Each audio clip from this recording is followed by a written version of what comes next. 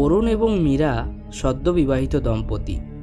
হানিমুনের জন্য তারা ব্যতিক্রমী একটি জায়গা বেছে নিয়েছে, একটা পুরনো রাজবাড়ি, যা এখন রিসর্টে পরিণত হয়েছে।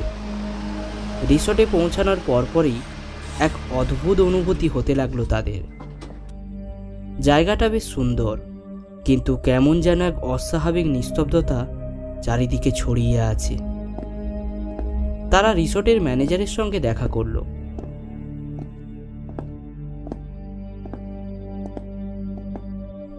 আসুন আসুন, আপনাদের জন্যই তো অপেক্ষা করছিলাম। আপনাদের জন্য সবচেয়ে ভালো ঘরটি ব্যবস্থা করে রেখেছি।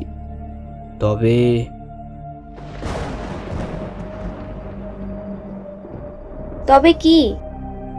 একটা কথা মনে রাখবেন মশাই, তৃতীয় তলার কালো কক্ষের দিকে একেবারেই যাবেন না। কেন? ওখানে কি আছে? ওই কক্ষ অভিশপ্ত। রাতে কেউ ঢুকলে আর ওখান থেকেও ফিরে আসে না। বহু বছর আগে রাজবাড়ির রানীকে ওই ঘরে বন্দি করে পুড়িয়ে মারা হয়েছিল। তারপর থেকে ওই ঘরে যেই গেছে সে আর কখনো ফিরে আসেনি। অরুণ, এনার কথাগুলো শুনে আমার এখানে একটুও থাকতে ইচ্ছে করছে না। চলো না আমরা ফিরে যাই। কেন জানি না মনের মধ্যে কেমন যেন কু ডাকছে। এসব শুধু গল্পই মশাই, ভূত পেত বলে কিছুই নেই। ম্যানেজার আর কিছু বললেন না, তিনি এক দীর্ঘ নিঃশ্বাস ফেললেন। এদিকে রাত বাড়ার সঙ্গে সঙ্গে তারা রাতের খাওয়া দাওয়া শেষ করে ঘুমোতে চলে গেল। রাত তখন 3টে, সব কিছু একেবারে নিস্তব্ধ। বাতাস যেন থেমে গেছে অনেকক্ষণ আগে। হঠাৎ করে মীরার ঘুম ভেঙে গেল। তার কানে আসছে একটা ফিসফিসানি আওয়াজ।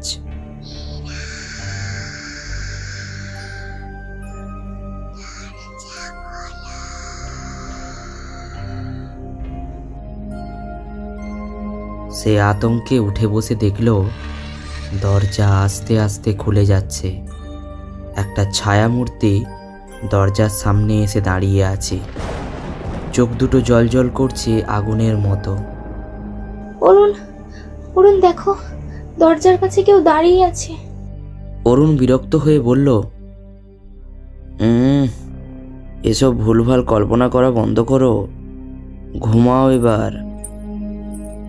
ঠিক তখনই ছায়ামূর্তি ধীরে ধীরে কালো কক্ষের দিকে এগিয়ে গেল। কিন্তু মীরাকে এত ভয় পেতে দেখে অরুণ বলতে বাধ্য হলো,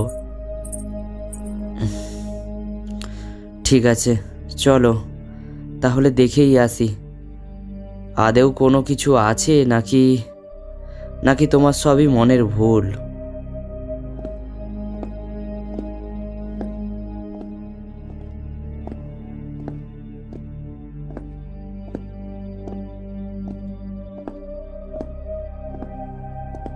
ধীরে ধীরে কালো কক্ষের সামনে এসে দাঁড়ালো তারা। দরজাটি অনেক পুরনো কাঠের, মরচে পড়া তালা ঝুলছে তাতে। তবে তালাটি নিজে থেকেই খুলে গেল টক করে। ধীরে ধীরে পায়ে তারা ঘরের ভেতরে প্রবেশ করল। ঘরের ভেতরে প্রবেশ করা মাত্রই একটা ঠান্ডা বাতাস তাদের শরীর ছুঁয়ে গেল। তারা দেখল ঘরের কোণে রাখা এক বিশাল কাঠের আয়না। আয়নার উপরে ছোপ ছোপ শুকিয়ে যাওয়া অনেক পুরনো রক্তের দাগ।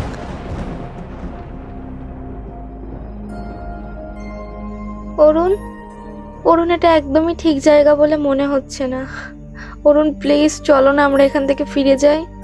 আরে ভয় পেলে নাকি? হ্যাঁ, এখনো তো কিছুই হয়নি। আর ঠিক তখনই ঘরটা ফিসফিস করে বলল,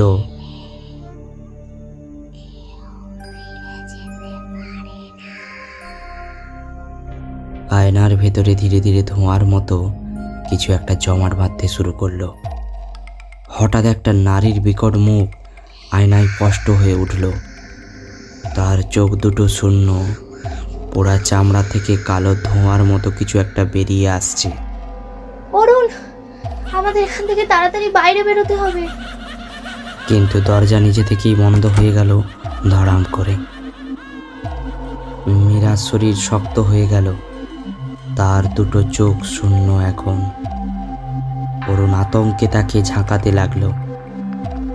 মীরা, মীরা, তুমি ঠিক আছো? কিন্তু তখনই মীরা মুখ ঘুরিয়ে তাকালো। তার মুখে এখন বিকৃত এক হাসি, তার গলায় এলো এখন সেই কর্কশ কণ্ঠস্বর। তুমি আমাকে বিশ্বাস করনি, এখন আমি তোমার স্ত্রী। অরুণ আতঙ্কে দরজার দিকে দৌড় দিল, কিন্তু দরজা খোলার জন্য যাই করুক না কেন কিছুতেই সে দরজা খুলতে পারল না। আমাদের ছেড়ে দাও, আমাদের ছেড়ে দাও, আমরা চলে যাব এখান থেকে।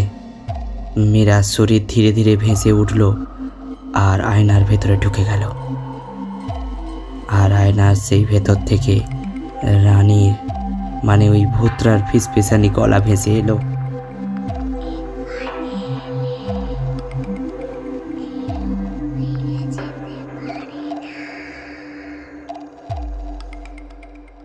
পরের দিন সকালবেলায় রিসোর্টের কর্মচারীরা কালো কক্ষের দরজা খুলে দেখল ভেতরে কেউ নেই, শুধু আয়নার মধ্যে অরুণ আর মীরার প্রতিচ্ছবি আটকে আছে। তারা হাত পেতে চিৎকার করে সাহায্য চাইছে, কিন্তু তাদের কথা কেউ শুনতে পাচ্ছে না। আর আয়নার ওপাশে রানী দাঁড়িয়ে কুৎসিত হাসিতে হাসতে হাসতে বলছে,